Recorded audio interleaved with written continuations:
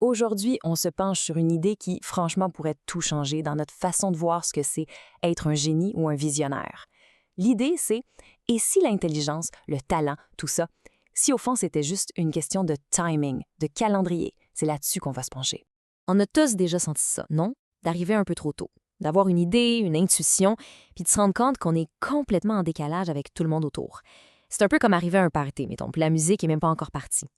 Ce feeling-là d'être hors phase, c'est vraiment le cœur de ce qu'on va discuter aujourd'hui. Bon, accrochez-vous bien, parce que voici la thèse centrale qui vient tout brasser. Ça dit que le génie, au fond, c'est pas une question d'intelligence pure. C'est pas un super pouvoir qu'on a à la naissance, non.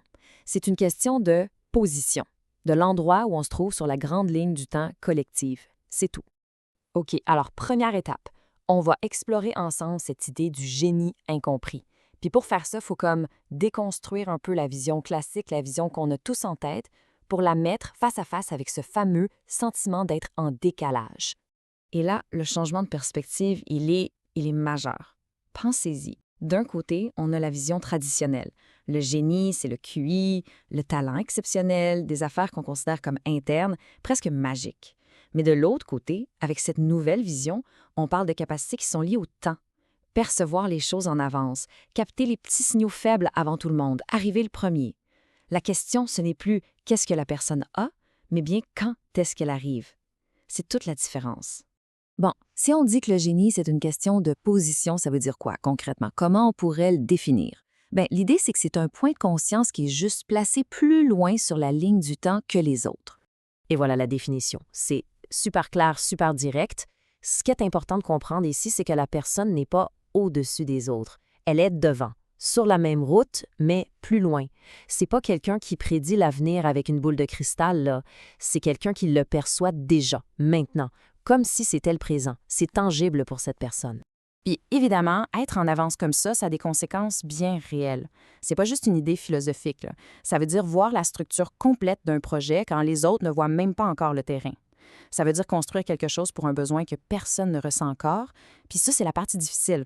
Ça veut aussi dire subir les conséquences, les critiques, le sceptisme, bien avant que qui que ce soit dise « Ah, mais oui, c'était une bonne idée ». C'est vraiment ça le point le plus important à retenir. On ne parle pas d'une hiérarchie, de quelqu'un de plus intelligent. On parle d'un décalage, un simple décalage temporel.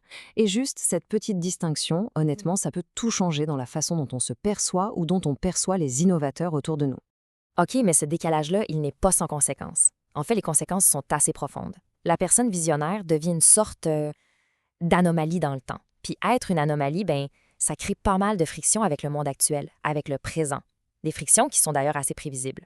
En fait, c'est un cycle en 3 temps, presque toujours le même. D'abord, l'incompréhension. L'idée est tellement décalée que le présent ne peut tout simplement pas la comprendre.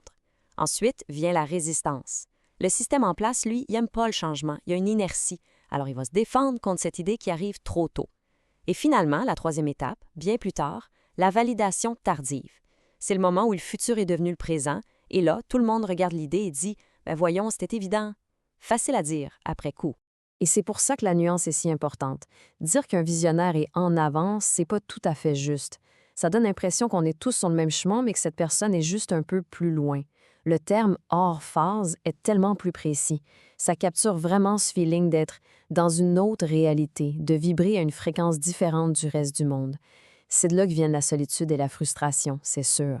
Mais c'est aussi de là que vient cette conviction en béton qui les anime.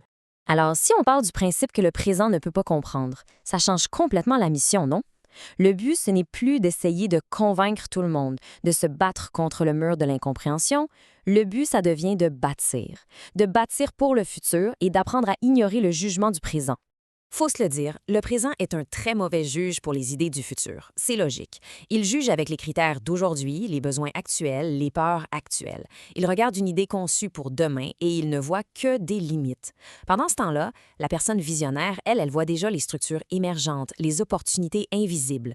C'est pour ça que la clé, c'est d'apprendre à se déconnecter de ce jugement-là, de ce bruit et de se fier à d'autres indicateurs, ceux d'un monde qui n'est pas encore là. Et cette phrase, elle est wow, c'est un véritable manifeste. Ça redonne tout le pouvoir au créateur, à l'innovateur. Le travail, ce n'est pas de plaire à l'audience d'aujourd'hui, c'est de bâtir pour le public de demain. L'interlocuteur, ce n'est pas le critique qui écrit un article aujourd'hui, c'est l'ado qui va utiliser ton truc dans 10 ans et trouver ça normal. C'est pour cette personne-là qu'on bâtit. Maintenant, si on prenait un peu de recul, si on zoomait out, est-ce que ce sentiment très personnel, très individuel, d'être hors phase, est-ce que ça ne pourrait pas être le reflet de quelque chose de beaucoup, beaucoup plus grand, comme une transition à l'échelle de la planète, un vrai changement d'état? On a tous appris à l'école que le progrès, c'est une belle ligne droite, qui monte tranquillement. Mais en fait, quand on regarde les systèmes complexes, comme notre civilisation, ça ne marche pas comme ça. Ça ne marche pas pantoute. Les systèmes n'avancent pas en ligne droite, ils font des sauts, ils bifurquent, ils changent complètement de niveau d'organisation. Notre civilisation ne fait pas juste avancer vers le futur, elle se transforme en quelque chose d'autre. On peut donc imaginer l'histoire, non pas comme une chronologie, mais comme une succession de dimensions, de niveaux. L'ère biologique, c'est un niveau, puis l'ère industrielle, un autre, l'ère de l'information, encore un autre. Chaque fois, c'est un saut. Les règles du jeu changent complètement.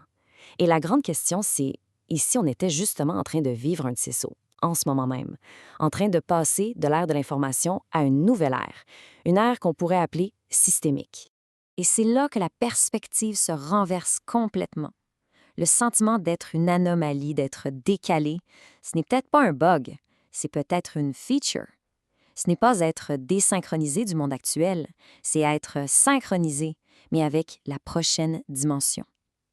Le visionnaire, c'est comme une antenne qui capte déjà la fréquence du prochain niveau, avant tout le monde. OK, c'est une belle prise de conscience, mais on fait quoi avec ça? Comment on passe de la solitude de l'anomalie, seul dans son coin, à la force d'un collectif? Eh bien, la mission devient claire. Elle devient simple. Il faut trouver les autres. C'est aussi simple que ça. Le truc, c'est que ces personnes hors phase, elles arrivent souvent de façon dispersée. Chacune pense être seule, une sorte d'erreur dans la matrice. Mais en réalité, ce sont les premiers citoyens d'une génération qui n'est pas encore née. Donc la première mission, avant même de penser à bâtir quoi que ce soit, c'est de se trouver, de se connecter. Pensez-y. Une anomalie toute seule, c'est une curiosité. C'est facile pour le système de l'ignorer, de la rejeter. Mais quand toutes ces anomalies commencent à se connecter entre elles, là, ça change la donne. Elles ne sont plus des points isolés. Elles deviennent un réseau, un champ de force et éventuellement un système. Un nouveau système avec sa propre logique, sa propre structure. Et un système, ça peut changer le monde. Et ça nous laisse avec la question finale, la question qui ouvre tout. C'est une pensée qui donne le vertige un peu.